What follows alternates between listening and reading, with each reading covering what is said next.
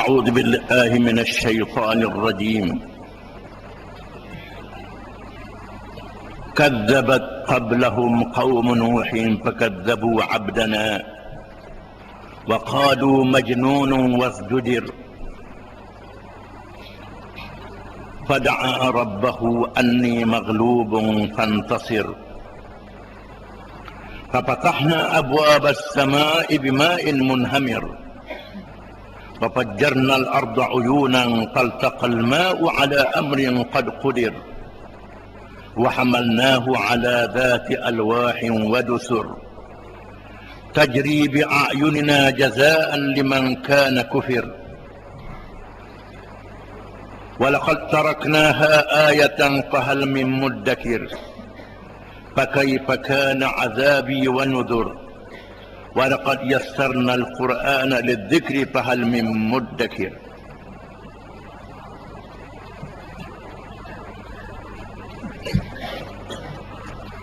Maksudnya, sebelum mereka kaum Nabi Nuh AS juga telah mendustakan Rasulnya, yaitu mereka mendustakan hamba kami Nabi Nuh, serta mereka menuduhnya dengan berkata, dia seorang gila dan ia telah diancam dan dihalang daripada menjalankan dakwah agama. Lalu ia berdoa merayu kepada Tuhannya dengan berkata, sesungguhnya aku ini dikalahkan oleh kaumku yang engkar. Oleh itu menangkanlah aku terhadap mereka. Maka kami bukakan pintu-pintu langit dengan menurunkan hujan yang mencurah-curah, dan kami jadikan bumi memancarkan mata air di sana sini. Lalu bertemulah air langit dan bumi itu untuk melakukan satu perkara yang telah ditetapkan. Dan kami bawa naik Nabi Nuh beserta pengikut-pengikutnya di atas bahtera yang dibina dari keping-keping papan dan paku, yang berlayar laju dengan peliharaan dan pengawasan kami. Kami melakukan yang demikian dan menimpakan taufan itu sebagai balasan bagi orang-orang yang kufur engkar. Dan kami sesungguhnya, kami telah jadikan bahtera itu sebagai satu tanda yang menjadi pengajaran. Maka adakah orang yang mahu beringat dan insaf? Oleh itu, perhatikanlah bagaimana buruknya azabku dan kesan amaran-amaranku. Dan demi sesungguhnya, kami telah mudahkan Al-Quran untuk peringatan dan pengajaran. Maka adakah sesiapa yang mahu mengambil peringatan dan pengajaran daripadanya? Seterusnya Allah Ta'ala mewahyikan kepada Nabi SAW kisah Nabi Nuh AS supaya dibaca di hadapan umatnya dan dibaca di hadapan orang kafir yang menentangnya di zamannya. Oleh kerana Quran petunjuk sehingga hari kiamat, dan dibaca juga kepada orang yang menentang Islam di zaman ini. Kadzabat qablahum qaum Nuh, telah mendusta sebelum mereka oleh kaum Nuh.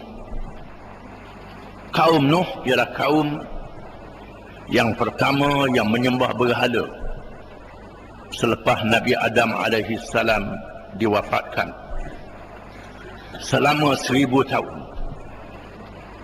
Sebelumnya tidak ada kaum yang menyembah berhala, walaupun mereka mengerjakan maksiat.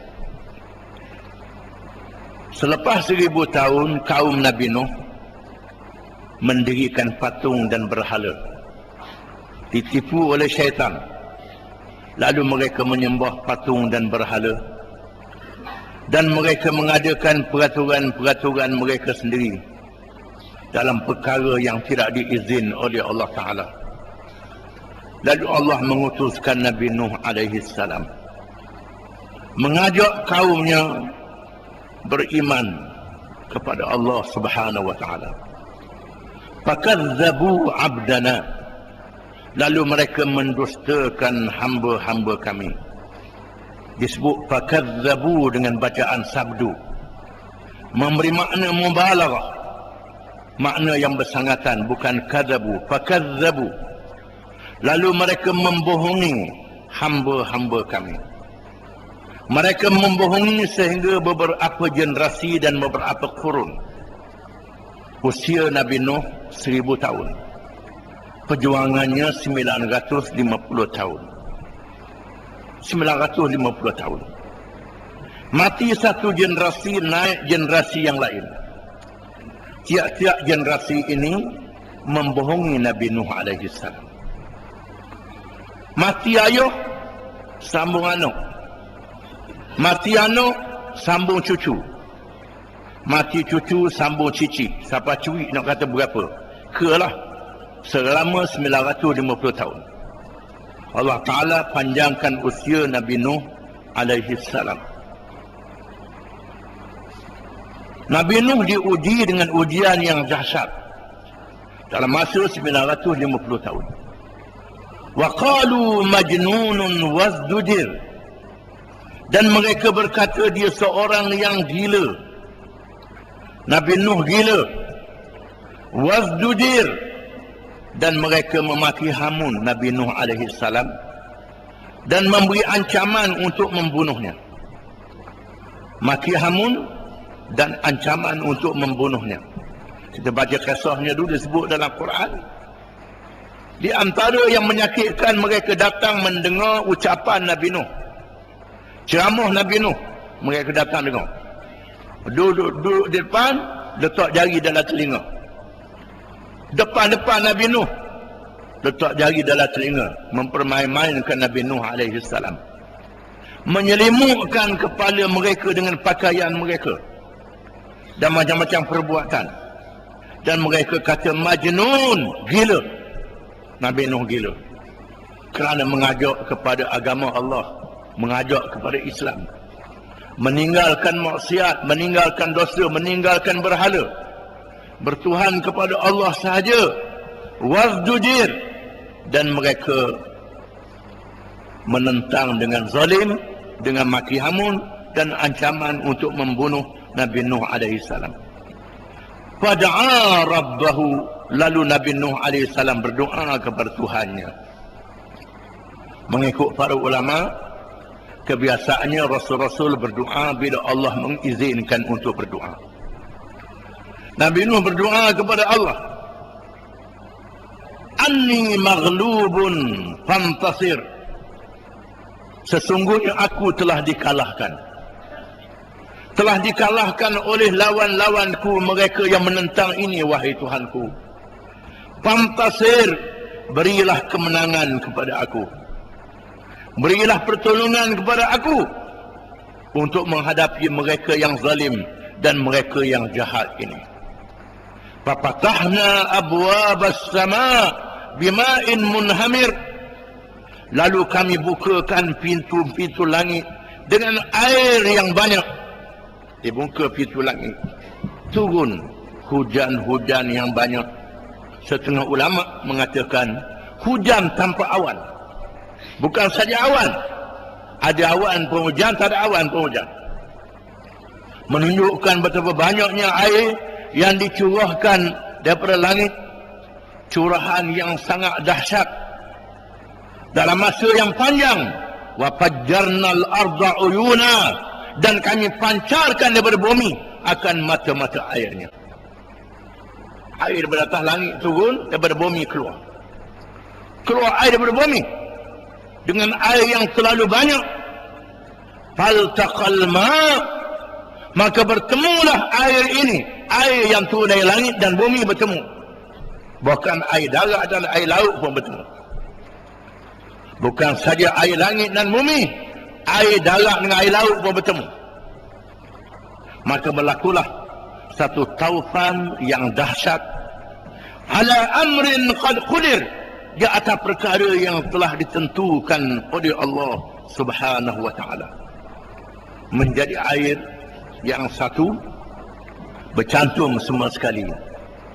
Dan ada ahli-ahli kajian bumi mengatakan berlakunya pecahan-pecahan bumi yang menjadikan benua-benua dan menjadikan pulau-pulau. Peristiwa yang dahsyat dalam sejarah.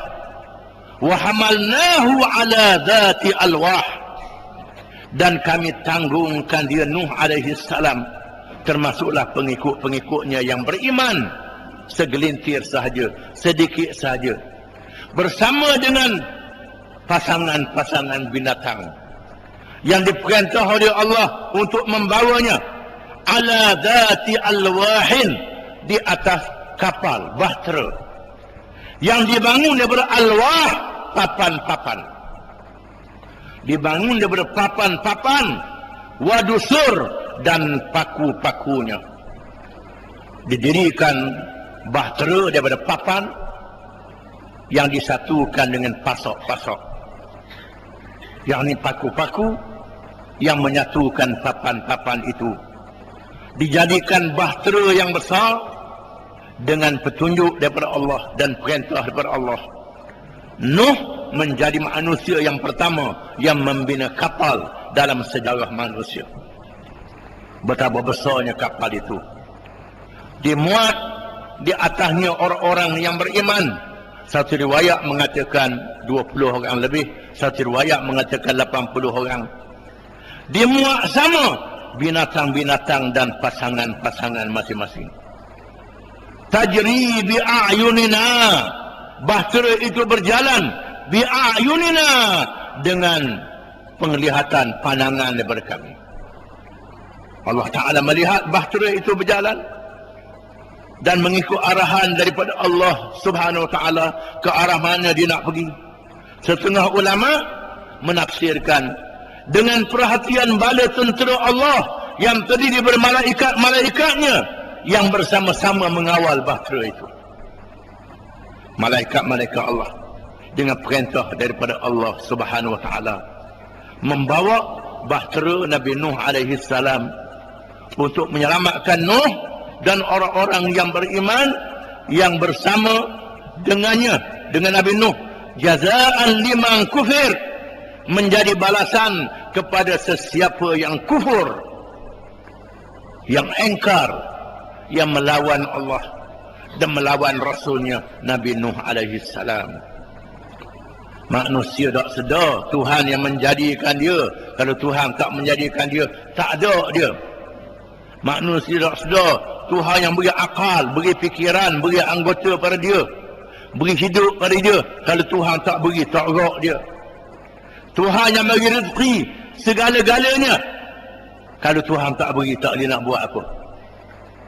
Bila Allah mengutuskan Rasul yang dipilih di kalangan mereka, Rasul yang cerdik, yang bijak, yang baik, yang benar, yang amanah, yang menyampaikan dengan ikhlas, tidak meminta apa-apa upah daripada mereka. Rasul yang mereka tahu orang baik. Rasul dilahirkan di kalangan kaum, mereka tengok sejak dilahirkan, tak pernah bohong. Bila mengajak beriman kepada Allah, tiba-tiba Rasul ini dibohongi. Bukan saja dibohongi, dizalimi. Dizalimi oleh mereka-mereka yang kafir itu. Walaqad taraknaha ayah, dan sesungguhnya kami tinggalkan dia. Kami tinggalkan dia, yakni tinggalkan peristiwa yang berlaku ini dan perkara yang ada di dalamnya. Taupan yang besar, kapal bahteranya dan lain-lain. Setengah ulama mengatakan kapalnya yang sebaiknya semua sekali. Perkara yang berlaku dalam peristiwa itu, bukan saja kapal, termasuklah taupan yang besar itu yang menenggelamkan negeri, menenggelamkan bumi, menjadi tanda kebesaran Allah. Berubahnya tanah, adanya pulau-pulau yang baru melalui taupan yang dahsyat. Fahal min muddakir, adakah tidak mengambil pengajaran daripada peristiwa yang menakutkan itu?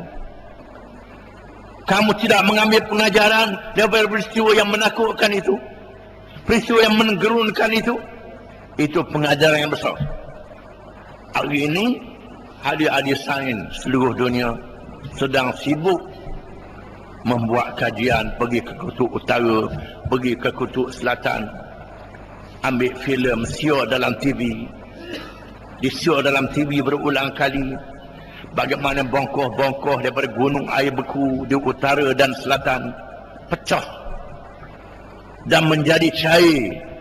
Diramalkan air laut akan naik dan berlakunya gempa-gempa bumi. Tiap-tiap minggu berlaku gempa bumi.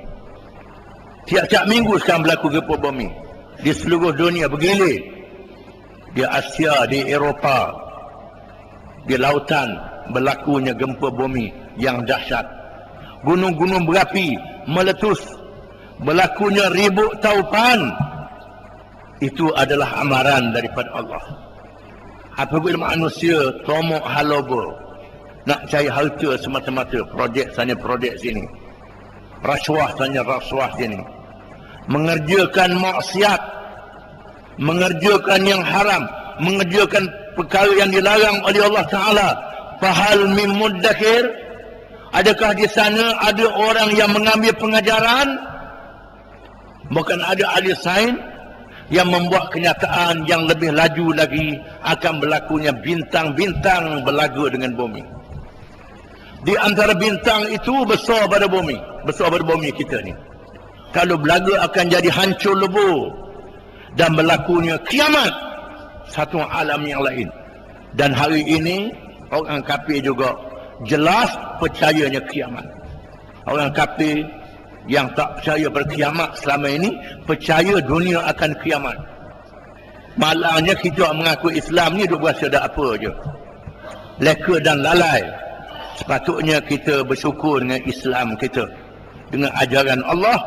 Kita ambil pengajaran peristiwa yang berlaku, cuaca yang tak menentu, panas, hujan, salji, berlaku macam-macam.